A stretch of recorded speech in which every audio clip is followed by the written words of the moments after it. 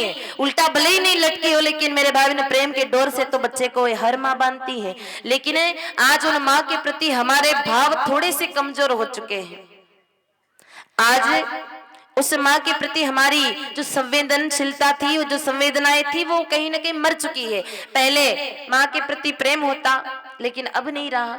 माँ मेरे भाई बहन अकेले 4 बच्चों को पाल लेती है, लेकिन वो 4 बड़े होकर के एक अकेली माँ को नहीं रख सकते, उनकी सेवा नहीं कर पाते हैं। बच्चा जब छोटा होता है ना, 1000 प्रश्न एक बार बताने के बाद भी पूछता है। आपने देखा होगा, छोटा बच्चा बार बार पूछता है कि माँ वो क्या है, ना उत्तर देती बेटा ये कौवा है, आसमान में उड़ता है।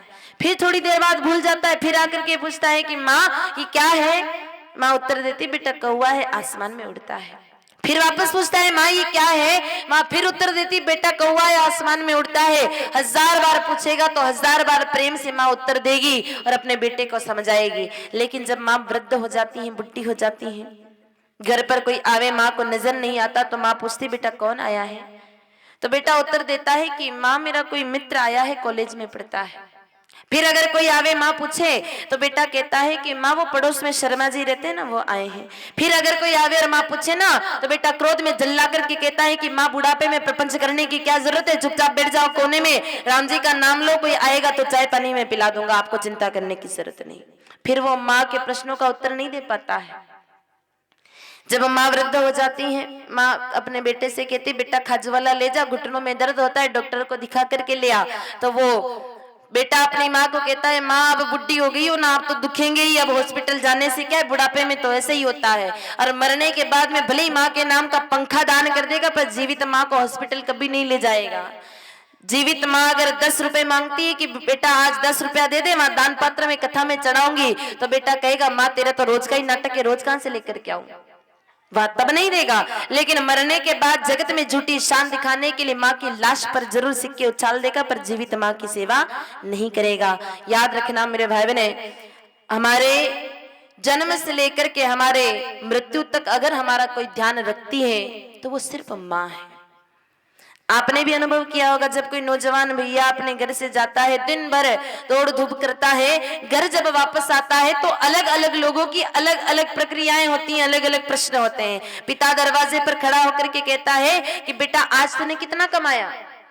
थोड़ा अंदर जाता है, बच्चे कुर्ते को खींच खींच करके पूछते हैं पिताजी आज मेरे लिए बाजार से क्या लाया। पत्नी दरवाजे पर खड़ी होकर के पूछती आज पिताजी से मेरे लिए शॉपिंग के लिए कितना बचाया। लेकिन मेरे भाई बहन जब रसोई घर में माँ के पास जाता है तो माँ सिर्फ एक ही प्रश्न करती है कि बेटा सिर्फ घूमता ही रहा, काम करता ही रहा, कि कुछ खाया कि नहीं खाया। जो आपके बारे में ध्यान रखे वो सिर्फ मेरे भाई बहन माँ होती हैं। तो कभी कभी माँ की भी हम सेवा करें, उनकी तारीफ करें, उनकी प्रशंसा ही कर दे तो ही मेरे भाई बहन माँ प्रसन्न हो जाती हैं। एक गिलास पानी ले जाकर के पिला दो ना तो ही माँ खुश हो जाती है। दिवाली पर जब पटाखे बच्चों के लिए लाओ, साड़ी अपनी पत्नी के लिए लाओ, तो एक छोटी सी ओंधड़ी ओढ़नी चुनर अपनी माँ के लिए भी ले आओ कि माँ ये तेरे लिए दिवाली का तोहफा है। थोड़ा अभी कभी हंस करके पूछ लो माँ तबीयत ठीक है क्या, दवाई ली कि नहीं ली, इतने में माँ खुश हो जाएगी। उसको कोई धन दौलत व्यापार आपके व्यवहार से मतलब नहीं है, आपके 2 शब्द मीठे बोल ही वो चाहती और कुछ नहीं चाहती है। कभी कभी माँ की तारीफ भी कर लेना। माँ बुढ़ी भी हो जावे, 1000 झुर्रियां भी पड़ जावे, रंग भले ही काला हो, लेकिन याद रखना दुनिया में जितनी सुंदरता माँ के चेहरे में आपको कहीं और मिलने वाली नहीं है। इसलिए कभी कभी माँ की तारीफ करते हुए माँ से कहें कि माँ तू कितनी अच्छी है, तू कितनी भोली है, प्यारी प्यारी है ओ माँ, ओ माँ, ओ माँ, ओ माँ। ये जो दुनिया है ये वन है कांटों का, तू फुलवारी है ओ माँ, ओ माँ, ओ माँ, ओ माँ। दुखन लागी है माँ तेरी अखियाँ, मेरे लिए जागी है तू माँ सारी सारी रतियाँ। रतिया हो मेरे लिए जागी है तो माँ सारी सारी रतिया हो मेरी निंदिया पे अपनी निंदिया भी तूने वारी है ओ माँ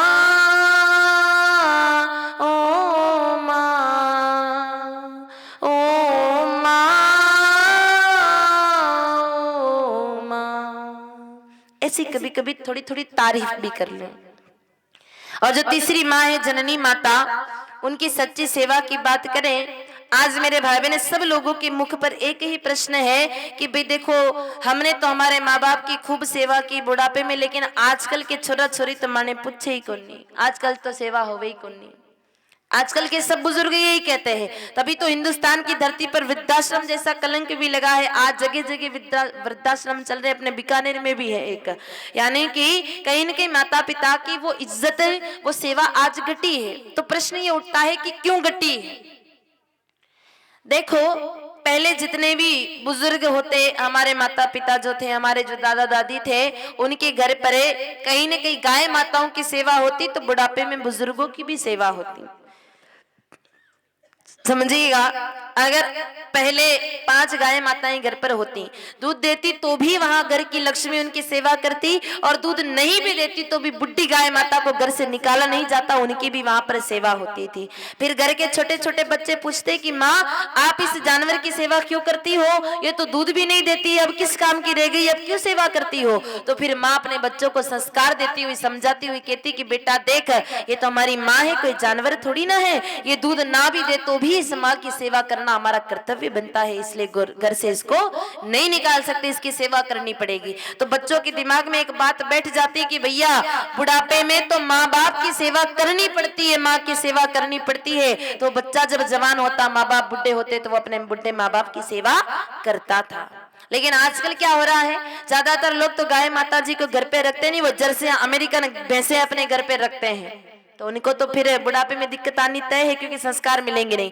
और जिन लोगों के घर पर गाय माताएं होती हैं, वो लोग भी क्या करते हैं, जब तक वो चारों थनों से बढ़िया बढ़िया बाल्टियां भर भर करके दूध देती हैं, तब तक तो गाय माता जी को रखते हैं, और दूध देना बंद कर दे तो गाय माता जी को घर से निकाल देते हैं। फिर छोटे छोटे बच्चों के दिमाग में एक बात आती है कि जब तक काम के हो तब तक तो सेवा करो, और जैसे ही काम के ना रहे इनको घर से निकाल दो। इसलिए जब तक पेंशन आती है, जब तक बुजुर्ग काम करते हैं, खेती करते हैं, तब तक तो उनकी सेवा होती है। और जैसे ही मेरे भाई बहन पेंशन आना बंद हो जावे, फिर मेरे भाई बहन उन माँ बाप को धुक्कारे खाने के लिए मजबूर होना पड़ता है, क्योंकि संस्कार ही हमने ऐसे दिए हैं।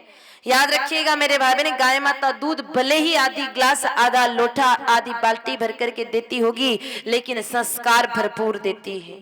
इसलिए निवेदन है कि अगर बुजुर्ग अवस्था में भी आप अपनी खुद की सेवा चाहते हैं, तो अपने घर की गाय माता जी को वृद्ध होने के बाद भी घर से नहीं निकालें, क्योंकि आप सभी लोगों के घर पे गाय माता है, ये तो बात अच्छी है, लेकिन स्वार्थ के लिए नहीं मेरे भाई बहन, सेवार्थ आप गाय माता जी को घर पे रखें। जिन माँ का दूध पिया मेरे भाई बहन, उन गाय माता जी को घर से ना निकालें। बहुत सारे लोग ऐसा करते हैं, आप में से बैठे हुए लोग भी ऐसा करते होंगे कि बुढ़ी हो जावे, दूध नहीं देवे तो गौशाला में ला करके जमा करा देते होंगे, या फिर कहीं सड़कों पर खुला छोड़ देते होंगे। निवेदन है कि आप बुढ़ी हो जावे, गौ माता दूध देना बंद कर दे तो भी उनकी सेवा करें। दूध नहीं देगी, लेकिन ध्यान रखिएगा आशीर्वाद भरपूर देगी, और आपके बच्चों को संस्कार में कोई कमी नहीं आने देगी। और तीसरी माता की सच्ची सेवा की और बात करें तो जितने भी बेटे ऐसे बैठे हैं, या जितनी भी बहुएं ऐसी यहाँ पर बैठी हैं जिन्होंने अपने माता पिता से किनारा कर लिया है, अपने माता पिता से अलग घर में रहते हैं, उनसे 10 सालों से 20 सालों से बातचीत बंद कर रखी है,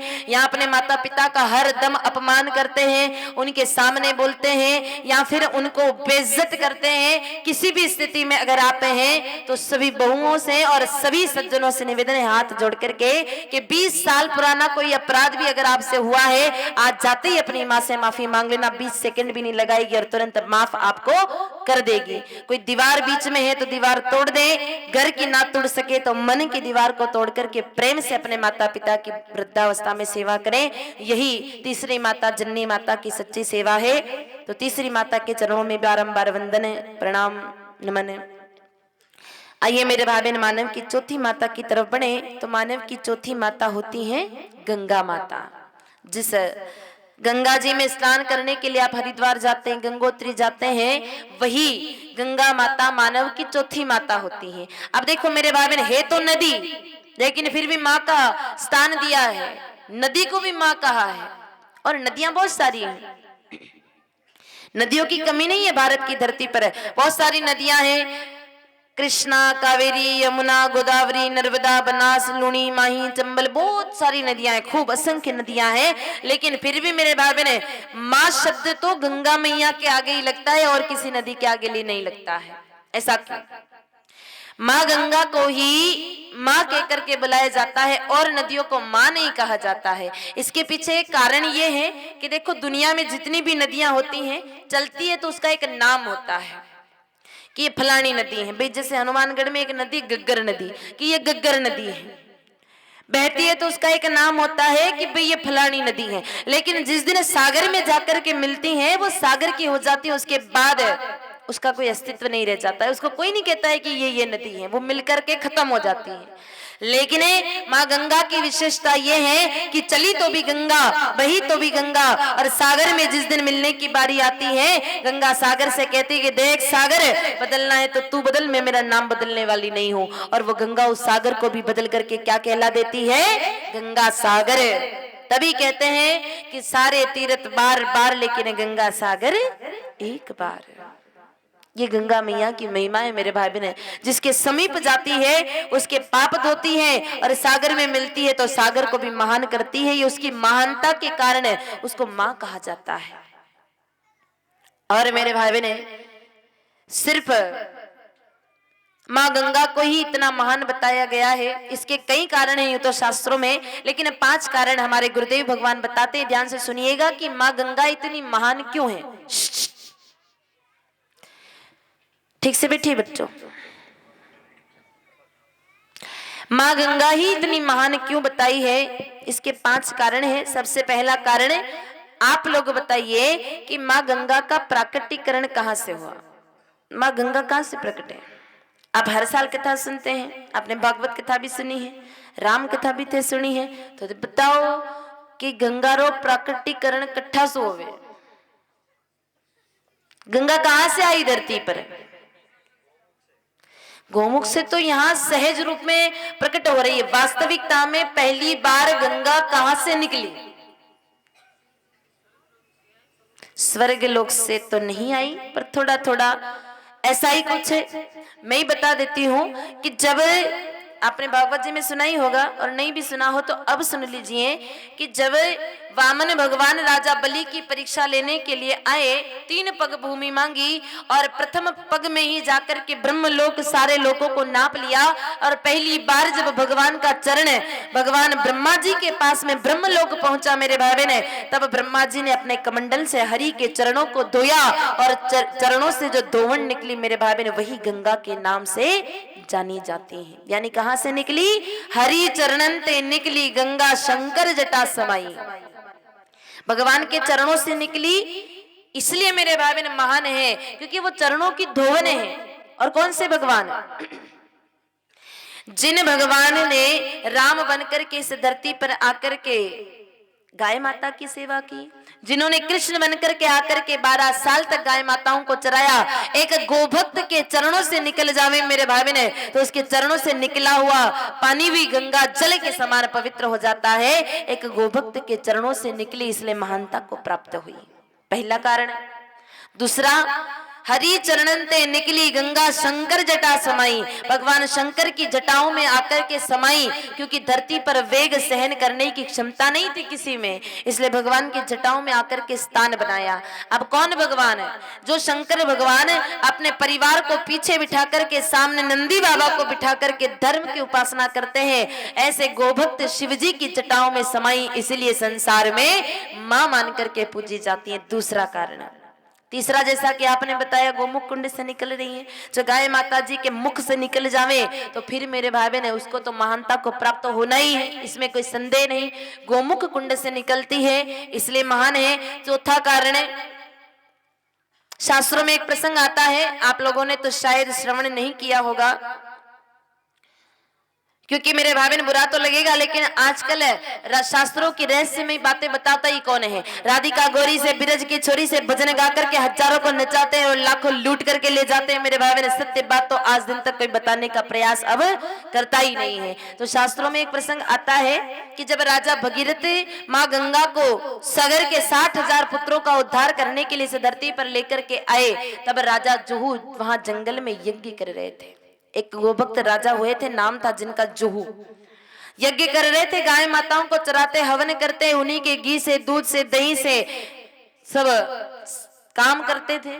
तो जब राजा भगीरथ आगे आगे और पीछे माँ गंगा आ रही थी, राजा जुहू ने दूर से देखा कि कोई नदी प्रवाहित होकर के आ रही है, यहाँ आएगी तो मेरी गाय माताओं को बहा करके ले जाएगी, मेरा यज्ञ विध्वंस कर देगी। इसलिए राजा जुहू ने क्रोध करते हुए गाय माता जी को याद करके, स्मरण करके सारी गंगा को अपने पेट के भीतर उतार लिया और सारी गंगा को पी गए। राजा भगीरथ ने सोचा भाई पहले तो गंगा जी पीछे पीछे आ रही थी, कल कल कल कल कल कल की आवाज आ रही थी, अब आवाज आना बंद क्यों हो गया। पीछे मुड़ करके देखा तो माँ गंगा थी ही नहीं, राजा जुहू का यज्ञ स्थल नजर आया। समझ गए कि राजा जुहू ने माँ गंगा के साथ कुछ न कुछ तो किया है। जाकर के मेरे भाई ने निवेदन किया, कलयुग के लोगों का उद्धार करने के लिए गंगा इस धरती पर आई है, मेरे चाचाओं का, काकाओं का उद्धार करने के लिए गंगा इस धरती पर आई है, आप माँ गंगा को मुक्त कर दीजिए। तब राजा जुहू ने उनकी प्रार्थना को सुनकर के आप हम सभी लोगों के लिए अपने उदर से, अपने पेट से वापस माँ गंगा को बाहर निकाला। एक गोभक्त के शरीर से आई, उन्हीं की बेटी कहलाई, और मेरे भाई बहन गोभक्त के शरीर से गुजर करके आ जावे तो फिर महानता तो प्राप्त होगी ही होगी। इसलिए संसार में महानता को प्राप्त हुई है। इसलिए जानवी कहा जाता है, राजा जुहू की बेटी है, इसलिए मेरे भाई बहन माँ गंगा का एक नाम जानवी भी होता है। तो ये चौथा कारण ये, और पांचवा सबसे प्रमुख कारण है कि माँ गंगा जहाँ हरिद्वार में बह रही है, ऋषिकेश में बह रही है, मेरे भाई बहन उसी माँ गंगा को स्थान मिला है गाय माता जी के गोमूत्र में। गोमूत्रे च गंगे गोमय वस्ते लक्ष्मी गोमूत्रे सर्व मंगला। गाय माता जी के गोमूत्र में रहती है, इसलिए महानता को प्राप्त हुई है। गाय माता जी के गोमूत्र में स्थान कैसे मिला, इस बात पर चर्चा तो आगे आने वाली कथा में करेंगे। अभी तो मेरे भाई बहने माँ गंगा की सच्ची सेवा ये है कि आप नित्य गोमूत्र युक्त जल से स्नान करो, नित्य गंगा जल से स्नान करो। अब मैं आपको कहूँ गंगा जल से स्नान करो तो आप क्या करोगे, रोज गंगा जी तो जाने से रहे, तो वो जो शीशी आप लेकर के आए हो 2 टप के बाल्टी में डाले, उसी से नहा लिया, हर हर गंगे, और हो गया गंगा स्नान। गंगा स्नान करने का अर्थ ये नहीं है, गंगा स्नान करने का अर्थ ये है कि आप नित्य गोमूत्र युक्त जल से स्नान करें। गाय माता जी के गोमूत्र में गंगा रहती है, ऐसा शास्त्र कहते हैं। तो 11 बूंद 10 बूंद आप गाय माता जी के गोमूत्र के उस जल में मिला दें और उसी गोमूत्र युक्त जल से स्नान करें, तो निश्चित रूप से आपके पापों का शमन वो गंगा जैसे करती है, ये गंगा भी करेगी और करती थी। आप देखिए मेरे भाभी, इसका एक प्रमाण भी है मेरे पास में। आपने देखा होगा कि आजकल पितृ बनने की समस्या बहुत ज्यादा बढ़ रही है। जिसको भी कहो कि भाई क्या समस्या है, कि घर में हाथ मांद रहती हैं, तबीयत खराब रहती है, छोरा रो ब्याह नहीं होवे, छोरी के तो टाबरी नहीं होवे, तो पंडित जी कहते थाके तो पितरा को दोष है। कोई भी कुंडली ले जाकर के किसी भी पंडित जी को दिखाओ तो यही कहेंगे भी थाके पितरा को दोष है, पितृ दोष है। तो क्यों भाई अभी पितरों की होने की समस्या इतनी क्यों बढ़ रही है? पहले पितृ नहीं हुआ करते थे। और इसका प्रमाण यह है कि जब से दुनिया बसी तब से ही अगर पितृ देवता होते तो आज आप लोगों के हमारे लिए रहने के लिए जगह ही नहीं बची होती, सब जगह पितृ बैठ जाते हैं। हमारे गले में 4-5 क्विंटल का तो वजन लटक रहा होता अगर इतने पितृ होते तो। इसका मतलब ये तो स्पष्ट है कि पहले पितृ नहीं हुआ करते थे, और पहले तो गंगा जी में अस्थियां विसर्जन करने का सिस्टम भी नहीं था, क्योंकि साधन थे नहीं। अगर बेचारा कोई भोला भाला किसान अपने दादाजी की अस्थियां विसर्जन करने के लिए गंगा जी जाता पैदल पैदल, 4 महीने में जाता 4 महीने में आता, तब तक तो फसल गंगा जी पहुंच जाती, तो खाता क्या? यानी गंगा जी में विसर्जन करने का कोई सिस्टम भी नहीं था। फिर भी मेरे भाई बहन पितृ नहीं बनते थे। तो ऐसा क्यों होता था? ध्यान से सुनिएगा। पहले क्या होता, 1-1, 2-2 गाय माताएं, 5-5, 10-10 गाय माताएं सबके घर पे होती। तो पति पत्नी सुबह शाम गाय माता जी का दूध निकालने के लिए जाते थे, क्योंकि पहले और कोई व्यवसाय तो था नहीं। गाय माताएं धन थी और खेत खलियान ही हमारा व्यापार था। दोनों पति पत्नी जाते तो क्या दृश्य देखने को मिलता कि पति तो बछड़े की बछड़ी की रस्सी को पकड़ता और पत्नी बाल्टी लेकर के दूध निकालने के लिए जाती। अब देखो, जैसे ही गाय माता जी के थनों को स्पर्श करें तो तुरंत गाय माता जी आज भी गोमूत्र का त्याग करती हैं। जब भी कभी दूध निकालें, जैसे थनों को छूते हैं तो गाय माता जी गोमूत्र का त्याग करती हैं।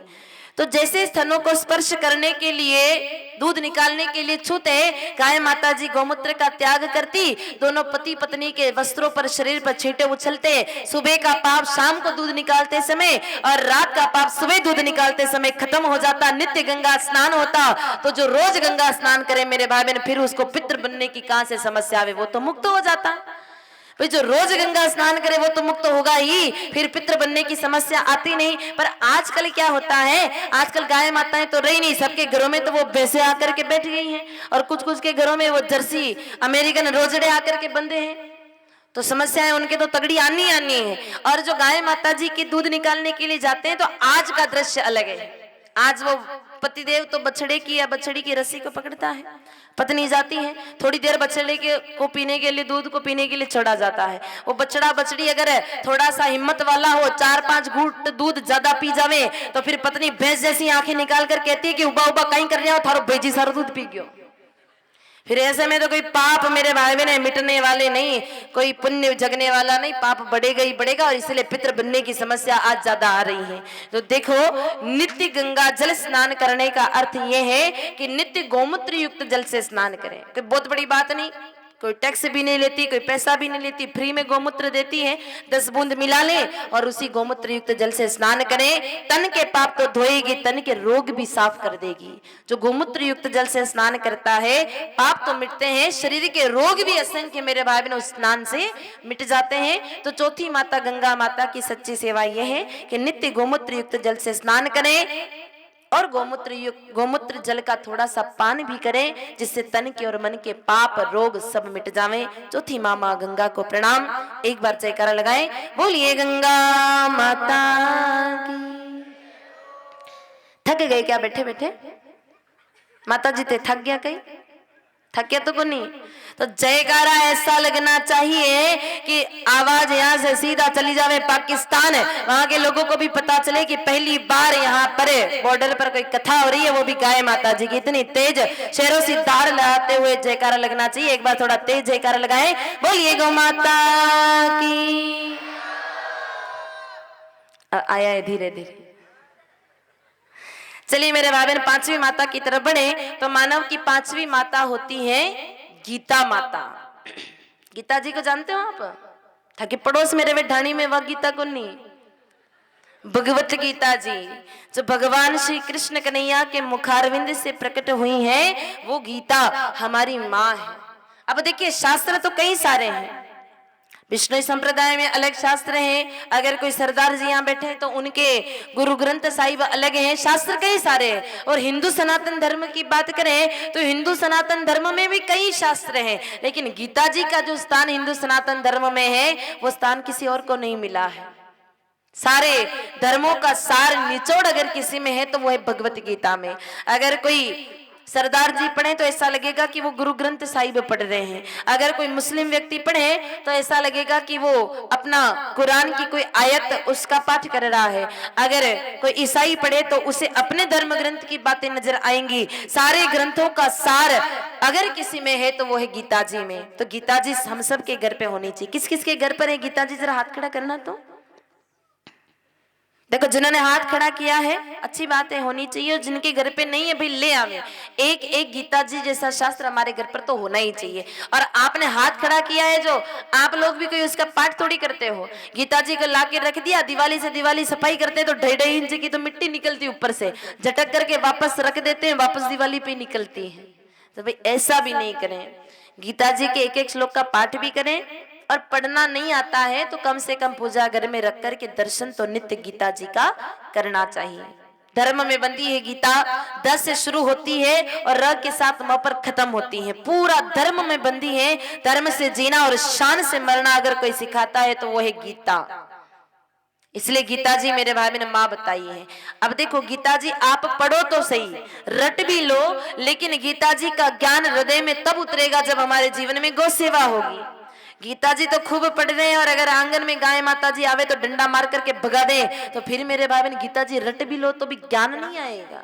गीता जी का गीत हमारे हृदय में तब उतरेगा तब जब मेरे भाई बहन हमारे जीवन में गौ सेवा होगी, क्योंकि गीता जी कहने वाले ने भी तो गौ सेवा की। गीता जी कह रहे कन्हैया, कन्हैया ने 12 साल तक जंगल में रह करके गाय माताओं को चराया। गीता जी सुन रहे हैं पार्थ अर्जुन, तो अर्जुन ने भी मेरे भाई बहन गौ माता जी की सेवा की अपने जीवन में, उन्होंने भी गौ भक्ति का परिचय दिया। तो अगर आप पढ़ रहे हैं, आप समझ रहे हैं, तो आपको भी गौ माता की सेवा तो करनी पड़ेगी। गीता जी को समझने के लिए आप नित्य गौ माता जी की सेवा करें, एक एक श्लोक का पाठ करें। यही हमारी 5वीं माँ गीता माँ की सच्ची सेवा है। तो 5वीं माँ गीता माँ के चरणों में भी प्रणाम, वंदन है, नमन है। आइए मेरे भाई बहन 6ठी माता की बात करें तो मानव की 6वीं माता होती गायत्री माता। गायत्री माता कुछ जानते हैं ना? बहुत सारे लोग गायत्री मंत्र का जाप भी करते हैं, माला भी घुमाते हैं। बहुत सारे लोग गायत्री परिवार से जुड़े हुए भी रहते हैं जो गायत्री को अपना इष्ट मानते हैं। बहुत सारे लोग मेरे भाई बहन गायत्री माता जी को पूजते हैं। देखो गायत्री माता यानी कि एक उपासना पद्धति है। उप यानी बैठना और आसन माने समीप, भगवान के पास बैठने की जो कला सिखावे वो होती है गायत्री। गायत्री एक उपासना पद्धति है। लेकिन मेरे भाई बहन गायत्री माता का प्राकटीकरण कहाँ से हुआ? हम मंत्र तो जाप कर रहे हैं, हम माला तो फेर रहे हैं, लेकिन जानने का विषय यह है कि गायत्री माता आई कहां से। आज दिन तक हमको किसी ने बताया ही नहीं कि गायत्री माता कहां से आई। तो मेरे भाई बहने आइए सबसे पहले गायत्री माता जी आई कहां से, उस कथा पर विचार करें, उस कथा को सुने। तो देखिए शास्त्रों में नहीं लिखा है, लेकिन फिर भी अगर आप अजमेर पुष्कर चले जाएं, तीर्थराज पुष्कर, ब्रह्मा जी के स्थान में, उनके चरणों में आप पधारे, तो वहां पर आपको एक कथा सुनने को मिलेगी। आज भी बड़ी प्रचलित है। आप किसी बच्चे से भी जाकर के पूछे तो भी आपको बता देंगे कि बेटा कथा आगे चलने की पीछे चलने, आगे देख, ठीक से बैठिए बच्चों, बीच में बातचीत नहीं करें, ध्यान से सुने। पुष्कर में अगर आप चले जावे तो वहां पर एक कथा गायत्री माता के प्राकटीकरण को लेकर के चलती है कि एक बार ब्रह्मा जी को एक यज्ञ करना था। कई वर्षों बाद, कई कल्पों बाद एक बड़ा सुंदर अनुपम दिव्य अवसर उनको मिला। ऐसा मुहूर्त मिला जो सदियों तक वापस आने वाला नहीं था। बड़ा दिव्य आयोजन उनको करना था, एक यज्ञ करना था, हवन करना था। अब काम पवित्र है तो सोचा स्थान भी पवित्र होना चाहिए, जिस स्थान पर हवन होगा वो स्थान भी बड़ा पवित्र होना चाहिए। तो उसके लिए फिर ब्रह्मा जी ने स्थान का चयन किया। जब कोई स्थान ठीक नजर नहीं आया तो सोचा भाई पुष्कर जैसा तीर्थ दोबारा मिलेगा नहीं, वहीं पर हवन करेंगे। सारी तैयारियां कर ली, सारे ऋषि मुनियों को निमंत्रण दे दिया। 88,000 शौनकादिक ऋषि आए और मेरे भाई ने सारी तैयारियां वहां पर शुरू हो गई। लेकिन ये वो समय था जब नारद जी ने नारद विद्या ग्रहण की थी विष्णु नारायण भगवान से। अब कोई विद्या आ जावे, कोई कला आ जावे तो इंसान सोचता है ना अब किस पे आजमाऊं, किस पे एक्सपेरिमेंट करूं, अब क्या करूं। सीख तो लिया लेकिन किसी पे तो आजमाना भी पड़े। फिर सोचा दुनिया में कहाँ आजमाऊं, अपने पिताजी पे ही आजमा लेता हूँ। बहुत सारे लोग कुछ भी एक्सपेरिमेंट करना हो तो घर परिवार वालों पे ही करते हैं। तो नारद जी ने सोचा अपने पिताजी पे ही आजमा लेता हूँ। ब्रह्मा जी से आकर के कहा, ब्रह्मा जी पिताजी आप यज्ञ कर रहे हैं तो मेरे लिए कोई आदेश हो तो बताइए, मैं आपकी क्या सेवा करूं। अरे बेटा तैयारियां तो सारी हो गई, सारा निमंत्रण भी दे दिया, सब कुछ हो गया, एक काम तेरे लायक है। क्या बताइए? का तेरी माँ अभी तक नहीं आई है, जा जाकर के तू ब्रह्माणी को बुला करके ले आ। का ठीक है पिताजी। गए सीधा ब्रह्माणी माता के पास में ब्रह्मलोक, जाकर के कहा मैया सावित्री माता से जाकर के कहा माँ पिताजी यज्ञ कर रहे हैं पुष्कर में और आपको बुलाया है। तुरंत उठ करके चलने लगी। कहा मैया आप कहाँ जा रहे हो? कहा बेटा तूने ही तो बताया पिताजी यज्ञ कर रहे हैं, जो यज्ञ में जा रही हूँ। कहा वाह रे वाह मैया आप तो बड़ी भोली हो, बड़ी भोली हो, ऐसे थोड़ी यज्ञ में बैठा जाता है। यज्ञ में बैठने के लिए तो पहले तो बढ़िया स्नान करना पड़ता है, फिर दिव्य श्रृंगार करना पड़ता है, दिव्य आभूषण पहनने पड़ते हैं और तब जाकर के कहीं न कहीं यज्ञ में बैठा जाता है, ऐसे नहीं बैठा जाता है। अब माताएं तो होती भी बड़ी चंचल है, तुरंत बात मान भी लेती हैं। और माताओं का श्रृंगार अपने आप में बहुत बड़ा काम है। माताएं श्रृंगार करने बैठ जावे तो फिर मेरे भाई बहन 2 मिनट के 2 घंटे भी गुजार दें तो कोई बहुत बड़ी बात नहीं है। वैसे यहाँ की माताएं ऐसी नहीं है, मैं तो खजवाला की बात कर रही हूँ। यहाँ की माताएं तो समय पे आ गई, सब बहुत बढ़िया है। नहीं, खजवाला की बात नहीं कर रहे, हम तो देशनोक की बात कर रहे हैं। बाकी तो माताएं तो मेरे भाई बहन तैयार होने में इतना समय लगाती हैं, अब ब्रह्माणी मैया भी तैयार होने के लिए बैठ गई। अब इधर तो श्रृंगार चल रहा है, जाकर के कहा पिताजी अभी तो मैया जी का सिर्फ स्नान हुआ है, अभी तो श्रृंगार पूरा ही बाकी है।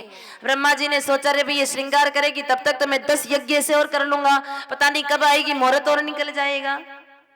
क्या रे बेटा अब क्या करें?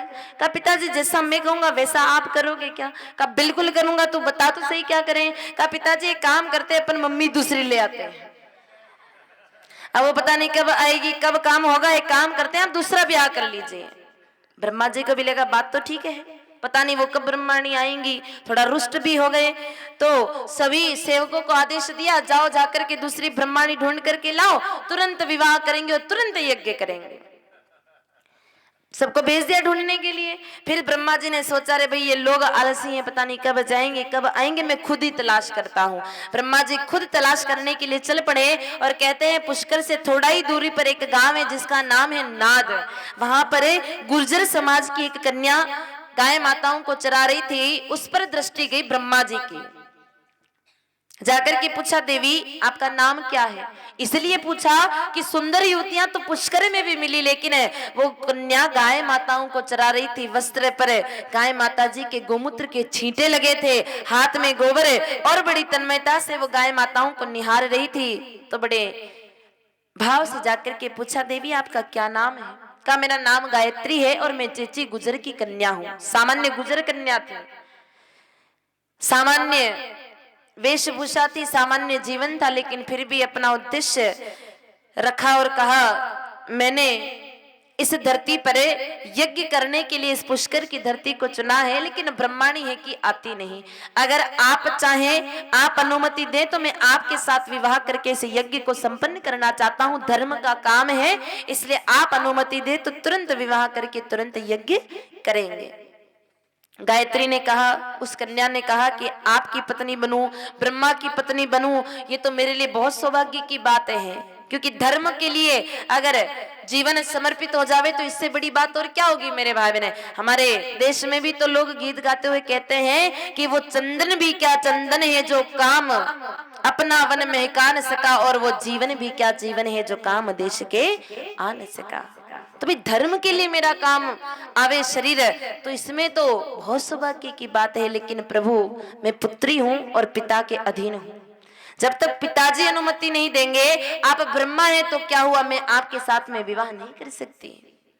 पिताजी के सामने जाकर के प्रस्ताव रखा, चेची गुजर ने स्वीकार तो किया, पर कहा आप ब्रह्मा हैं, यज्ञ करने के बाद आप कहाँ जाएंगे? कहा मैं तो चला जाऊंगा ब्रह्मलोक। तो कहा प्रभु जब आप ब्रह्मलोक चले जाओगे तो मेरी बेटी या धरती पर किसके सहारे जिएगी? फिर उसका क्या भविष्य होगा? उसका तो जीवन पूरा खराब हो जाएगा। तब मेरे भाई बहन ब्रह्मा जी ने आश्वासन देते हुए कहा आप चिंता ना करें, जब आपकी बेटी ये साधारण गुजर गायत्री कन्या मेरे से विवाह करेगी तो ये साधारण कन्या नहीं, ये वेद माता, चारों वेदों की ज्ञाता गायत्री माता के नाम से सारे संसार में जानी जाएगी। और वही गुजर कन्या मेरे भाई बहन आज गायत्री माता के पद पर सुशोभित है, और चारों वेदों का ज्ञान उन्हीं गायत्री माता जी की तपस्या करने से आता है। विचार करिए मेरे भाई बहन, जिन गायत्री माता जी का पद ही उन्हें गाय माता जी की सेवा करने के कारण मिला, आज मेरे भाई बहन हम गायत्री जी की माला तो फेरे और घर में बंदी गाय माता जी को पशु मान करके डंडे मारे, तो फिर गायत्री माता प्रसन्न होने वाली नहीं है। तो छठवीं माता गायत्री माता को यदि प्रसन्न करना है तो मेरे भाई बहन कहीं न कहीं जीवन में गौ सेवा तो करनी पड़ेगी। आप किधर से भी जावें, लेकिन घूम फिर करके मार्ग तो आपका खत्म गौ माता पर ही होता है। इसलिए छठवीं माता गायत्री माता की सच्ची सेवा यह है कि नित्य गायत्री माता जी को प्रसन्न करने के लिए थोड़ी थोड़ी गौ सेवा करें, और अगर गायत्री मंत्र आता है तो कभी कभी उसका जाप भी हमको करना चाहिए। छठवीं माता गायत्री माता के चरणों में प्रणाम, वंदन, नमन। बोलिए गायत्री मैया की। मानव की सातवीं माता होती है महात्मा। महात्मा के पीछे भी माँ आता है। महात्मा यानी अपने गुरुजी सदगुरुदेव भगवान है, उसके पीछे भी माँ आता है। और गुरु भी मेरे भाई बहन कोई साधारण हस्ती नहीं, वो हमारी माँ है, उनको भी माँ बताया है।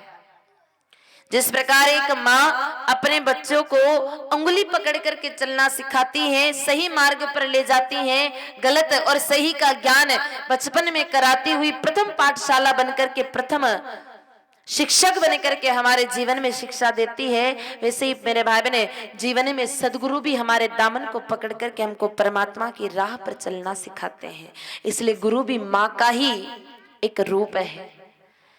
मेरे भाई बहन, माँ तो एक काम करती है, अपने बच्चों को गुरु तक ले जाने का काम माँ कर सकती है, लेकिन आगे परमात्मा तक ले जाने का कार्य यदि कोई करता है तो वो महात्मा करता है। इसलिए मेरे भाई बहन, ये सातवीं माँ भी बड़ी जरूरी है।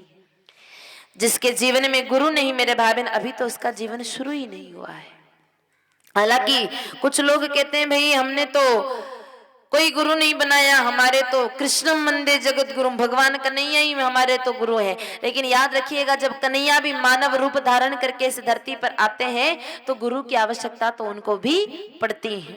जब भगवान राम इस धरती पर आए तो गुरु की आवश्यकता उनको भी पड़ी। यहाँ तक कि भोले बाबा इस धरती पर आए तो गुरु की आवश्यकता तो भगवान का दर्शन करने के लिए उनको भी पड़ी। भगवान भी इस धरती पर आ जावे तो गुरु तो उनको भी चाहिए होता है मेरे भाई बहन। इसलिए गुरुदेव भगवान हमारे जीवन में होना बहुत आवश्यक है। और गुरु जी को प्राप्त करने के लिए मेरे भाई बहन, अगर कुछ ही नहीं सर्वस्व न्योछावर करना पड़े तो भी मेरे भाई बहन, लोग कहते हैं, महापुरुष कहते हैं कि कोई बात नहीं, गुरु मिल गया तो फिर मेरे भाई बहन जगत मिल जाता है। तो सब समर्पित करके भी हमें गुरुदेव भगवान की शरण तो लेनी चाहिए। महापुरुष कहते भी हैं, यातन विष की बेलड़ी गुरु इमरत री खान, यातन विष की बेलड़ी गुरु इमरत री खान, शीश दिया जो गुरु मिले तो भी सस्ता जान कबीरा, तो भी सस्ता जान। यातन विष की बेलड़ी गुरु इमरत री खान, शीश दिया जो गुरु मिले तो भी सस्ता जान। गुरु तो मेरे भाई बहने प्रत्येक मानव के जीवन में सदगुरु का होना बहुत आवश्यक है। भगवान भोले बाबा धरती पर आए राम जी का दर्शन करने के लिए, लेकिन गुरु के बिना मेरे भाई बहन दर्शन उनको भी नहीं हुआ। आपने राम कथा श्रवण की थी कुछ वर्ष पहले। एक प्रसंग आता है कि जब राम जी का जन्म हुआ, रामलला अवध की धरती पर जन्म लेकर के पधारे तो भगवान भोले बाबा ने सोचा, रे अपने इष्ट का दर्शन तो मैं भी करके आऊंगा। आए, वेश बदल करके काकभूषुंडी जी को साथ में लेकर के आए, लेकिन मेरे भाई बहन अवध की धरती पर तो पांव रखने जितनी जगह भी नहीं। थोड़ा आगे जावे और धक्का लगे तो वापस वहीं पे आके खड़े हो जावे, दर्शन नहीं हो रहा है। बहुत परेशान हो गए भोले बाबा। भोले बाबा ने सोचा मैं भगवान हूं फिर भी भगवान का दर्शन नहीं कर पा रहा हूं। तो काकभूषुंडी जी ने कहा, प्रभु दर्शन ऐसे नहीं होगा, धरती पर आए हो तो गुरु के बिना दर्शन नहीं होगा। भगवान भोले बाबा ने कहा, अरे काकभूषुंडी मेरा तो कोई गुरु भी नहीं है, तो क्या अब मुझे दर्शन नहीं होगा? कहा बिल्कुल भी गुरु के बिना दर्शन नहीं होगा। अब तो मेरे भाई ने भगवान भोले बाबा जहां पर खड़े थे बैठ गए और कहा, देख काकभूषुंडी दर्शन तो होगा, लेकिन दर्शन करने के लिए अपने को गुरु की आवश्यकता पड़ेगी। कहा प्रभु मेरे गुरु तो आप हैं, मैंने आपको गुरु स्वीकार कर लिया, लेकिन आपको गुरु की आवश्यकता पड़ेगी। तब क्या किया जाए? कहा देख काकभूषुंडी तू चिंता मत कर, मेरे पास एक उपाय है। कहा क्या उपाय है प्रभु? कहा देख मेरे पास में एक मोबाइल है। कहा प्रभु आपके पास में क्या है? कहा एक मोबाइल है, उस मोबाइल से सीधा फोन लगाएंगे वशिष्ठ जी महाराज का तो सीधा संपर्क हमारा राम जी से हो जाएगा। तो फिर कमंडल में हाथ डाला, मोबाइल निकाला, नंबर लगाया और क्या कहा, हेलो। यही कहते हो नाम से, फोन आता है तो क्या कहते हो बच्चों? हेलो। बुढ़ी बुढ़ी दादियां भी यही कहती हैं। अब भले ही बोलने आवे नहीं आवे, समझ में आवे नहीं आवे, बोलेगी हेलो, पर हेलो ही बोलेगी। क्यों दादी कुछ और बोल ले, आवाज तो आनी आनी है। लेकिन फिर भी हमारी एक आदत बनेगी, चाहे पढ़ा लिखा हो, चाहे अनपढ़ हो, चाहे ग्रेजुएट हो, चाहे एमबीबीएस हो, फोन उठाने के बाद में सब क्या बोलते हैं? हेलो। तो आप लोग एक बात बताइए, हेलो होता क्या है? हेलो शब्द का अर्थ क्या होता है? भाई सब जने बोल तो रहे हैं, आजकल तो वो बकरी टेटे चलाने वाले भी अपने पास में 4G मोबाइल रखते हैं और दिन भर बातचीत करते ही रहते हैं, इसी शब्द का उच्चारण करते हैं। तो आप बताइए हेलो शब्द का क्या मतलब होता है? कल पंडित जी भी बोल रहे थे ना, तो क्या अर्थ होता है? भाई बोल रहे हैं तो हमें पता भी तो होना चाहिए। हम जिस शब्द का उच्चारण दिन रात दिन में 24 घंटे में 24 बार करते हैं, हमें पता तो होना चाहिए कि भाई हेलो क्या होता है। चलो बच्चों पढ़ने वाले बताइए हेलो क्या होता है? चलिए नहीं पता है, मैं बता देती हूँ। आप बच्चों बताइए कि टेलीफोन का आविष्कार किसने किया? ग्राहम बेल ने। अलेक्जेंडर ग्राहम बेल ने जब दुनिया में पहली बार टेलीफोन का आविष्कार किया, तब मेरे भाई बहन मशीन बिल्कुल बहुत बड़ी बड़ी थी, कोई छोटा सा मोबाइल नहीं बनाया। सबसे पहले जो मशीन बनाई वो बहुत बड़ी मशीन थी। 2 यंत्र बनाए, तो एक यंत्र तो परीक्षण करने के लिए अपने पास रखा और दूसरा यंत्र अपनी पत्नी को दूसरे कक्ष में देख करके भेज दिया और इधर से कहा, देख फोन लगा रहा हूं, उधर घंटी बजे तो तू फोन उठा लेना। इधर से फोन मिलाया, फोन लगाया और उधर से जब घंटी बजी तो उसकी पत्नी ने फोन उठाया। ग्राहम बेल ने सबसे पहले क्या कहा? हेलो, क्योंकि हेलो उसकी पत्नी का नाम था। अब मेरे भाई बहन वो उसकी पत्नी का नाम ले, ये बात तो ठीक है, लेकिन किसी पराये पुरुष की पत्नी का नाम दिन में 24 बार आप लो तो ये बात ठीक है क्या? पता नहीं कहां भूत भड़ंग बनकर के भटक रही होगी, कहां नरकों में चक्कर काट रही होगी, आप उसका नाम लोगे तो मेरे भाई बहन फिर आपको भी अपने साथ वही ले जाएंगी। भाई उसका ही नाम लेना आवश्यक है क्या? और वैसे हम तो राजस्थान की धरती पे रहते हैं, राजस्थान में तो मेरे भाई बहन लोग खुद की बीवी का नाम भी नहीं लेते हैं। आजकल तो लेने लगे, लेकिन पहले बुजुर्ग होते तो अपनी पत्नी का नाम नहीं लेते। जो पहला बच्चा होता, पिंटू की मम्मी, बंटी की मम्मी, ऐसा कह के बुलाते, खुद की पत्नी का नाम भी नहीं लेते। तो भाई खुद की पत्नी का नाम लेने में तो हमें इतनी शर्म आ रही है, और उस पराये की नरकों में भटक रही उसकी पत्नी का नाम लेंगे तो वो आकर के भूत बड़ंग बन करके हमको आधी रात को डराएगा। इसलिए उसका नाम नहीं लेवे। आप जब भी फोन उठावें और फोन रखें तो कोई और शब्द बोल लें। भाई आप जम्बेश्वर जी को मानते हैं तो जय जम्बो जी की, जय गजानन जी की, बालाजी महाराज बजरंगबली की जय, ओम राम सीताराम, राधे कृष्णा हरे कृष्णा, जय श्री कृष्णा, जय सिया राम, नारायण, वंदे मातरम, जो मर्जी आए बोलो। भाई हेलो ही बोलना आवश्यक है क्या? भाई भेड़ एक के पीछे एक तो भेड़ भी चल लेती है, हम इंसान हैं तो थोड़ा सा तो मेरे भावन धारा से विपरीत बहना सीखें, उठना सीखें।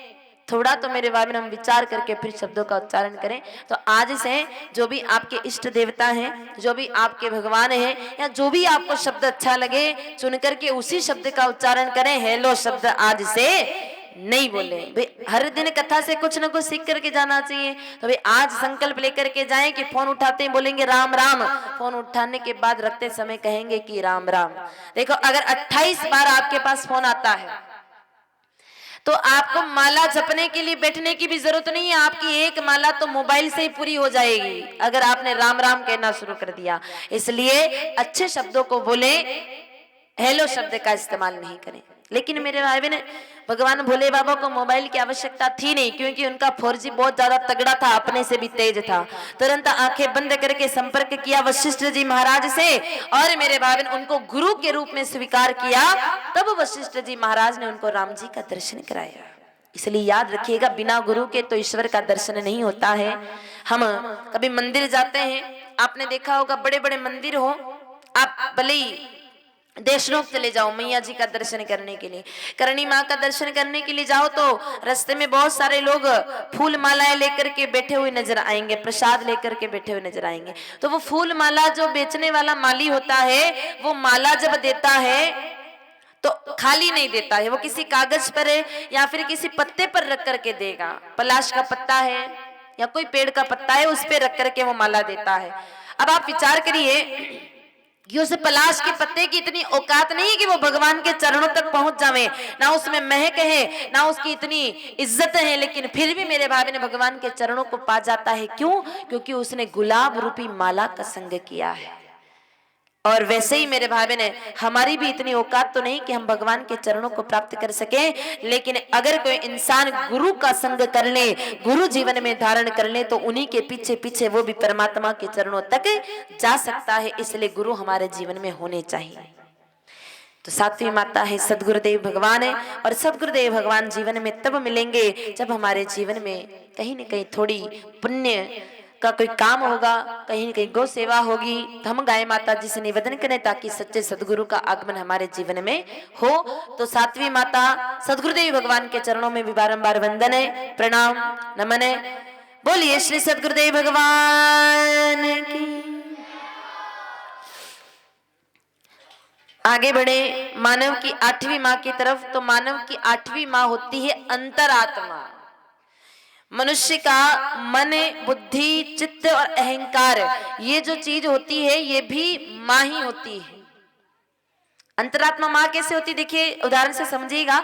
घर में अगर कोई माँ है, बच्चा अगर गलत करके आवे, चोरी करके आवे, किसी को थप्पड़ मार करके आवे, तो माँ अपने बच्चे को समझाती कि बेटा ये गलत है, ये नहीं करना चाहिए, ये ठीक बात नहीं होती, ये गलत होता है, ये नहीं करना चाहिए। और जब कोई अच्छा काम बच्चा करके आता है तो माँ पीठ थपथपाते हुए कहती है बेटा शाबाश, ये तूने बहुत अच्छा किया, ये तो तू जिंदगी भर करना, ये बहुत अच्छा काम है, ऐसा तो करना चाहिए। यानी सही और गलत का संदेश जैसे माँ अपने बच्चे को देती है, वैसे ही अंतरात्मा भी हमको सही गलत का ज्ञान कराती है। जब किसी गाय माता जी को चारा जिमा करके आवे, किसी गरीब को रोटी दे करके आवे, किसी आवश्यक, जिसको आवश्यकता है उस व्यक्ति की मदद करके आवे, किसी को 2 रुपए का सहयोग करें, तो मन में आवाज आती है वाह रे वाह भैया, ये तूने बहुत ठीक किया।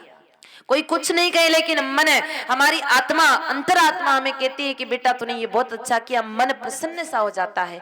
और किसी को 4 गालियां दे करके आवे, निर्दोष को 4 थप्पड़ मार करके आवे, किसी से ऊंची आवाज में बात भी करें, तो मेरे भाई ने कोई कुछ ना कहे, लेकिन अंतरात्मा कहती है कि बेटा ये तूने ठीक नहीं किया। मन विचलित सा हो जाता है, मन दुखी हो जाता है। इसका मतलब ये भी कहीं न कहीं मेरे भाई ने सही और गलत का ज्ञान हमारी अंतरात्मा भी हमको कराती है।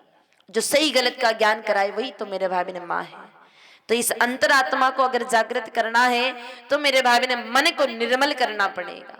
निर्मल मन होगा तो आत्मा जागृत होगी, और निर्मल मन होगा तो ही मेरे भाई बहन 9वीं माँ परमात्मा की भी प्राप्ति होगी। कबीर साहब जी कहते हैं ना, मन मेरो निर्मल भयो जैसे गंगा नीर, मन मेरो निर्मल भयो जैसे गंगा नीर, हरि मारे पाछे फिरे कहते कबीर कबीर कबीरा, कहते कबीर कबीर। मन मेरो निर्मल भयो जैसे गंगा नीर। निर्मल मन होगा, आत्मा जागृत होगी, और आत्मा सोई परमात्मा। जिस दिन अंतर आत्मा जागृत होगी मेरे भाई, 9वीं माँ है परमात्मा, वो परमात्मा भी जीव की ज्यादा दूर पर नहीं रह जाती, 9वीं माँ का आगमन भी उसके जीवन में हो जाता है। 9 माताओं की चर्चा हमने आज करी। पहली माता गौ माता, दूसरी धरती माता, तीसरी जननी माता, गंगा माता, गीता माता, गायत्री माता, महात्मा, अंतरात्मा और परमात्मा।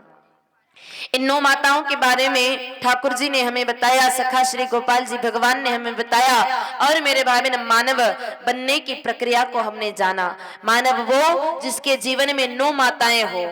इन 9 माताओं से युक्त व्यक्ति मानव कहलाता है, और मानव बनकर के जो गो कथा को श्रवण करता है, ये कथा सीधी उसके हृदय में जाती है और उसके जीवन को बदल देती है।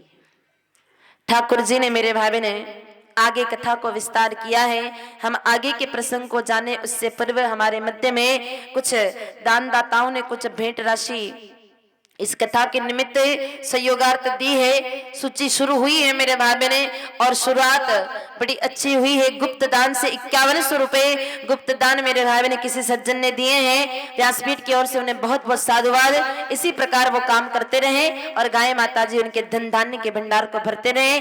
1000 रुपए रमेश जी नेहला 32 हेड इनकी तरफ से आए हैं। बहुत बहुत